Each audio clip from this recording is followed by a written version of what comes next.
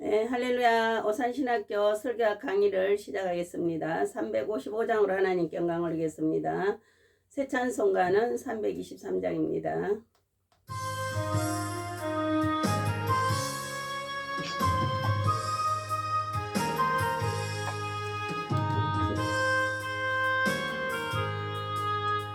어디든지 가오리다. 괴로우나 즐거우나 주만 따라가오리니 어느 누가 막으리까 죽음인들 막으리까 어느 누가 막으리까 죽음인들 막으리까 골골짝 빈들에도 복음 들고 가오리다. 소돔 같은 거리에도 사랑 안고 찾아가서 종의 몸에 지닌 것도 아낌없이 드리리다. 종의 몸에 지닌 것도 아낌없이 드리리다. 존귀 영광 모든 권세 주님 홀로 받으소서. 멸시천대 십자가는 제가 지고 가오리다. 이름 없이 빛도 없이 감사하며 섬기리다. 이름 없이 빛도 없이 감사하며 섬기리다. 아멘.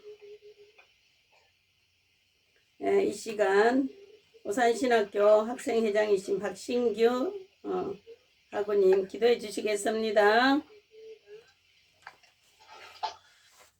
합니다. 또 이번 한 주도 또 지나고 또 오늘부터 2시간씩 또 수업을 시작하게 되었습니다. 아멘.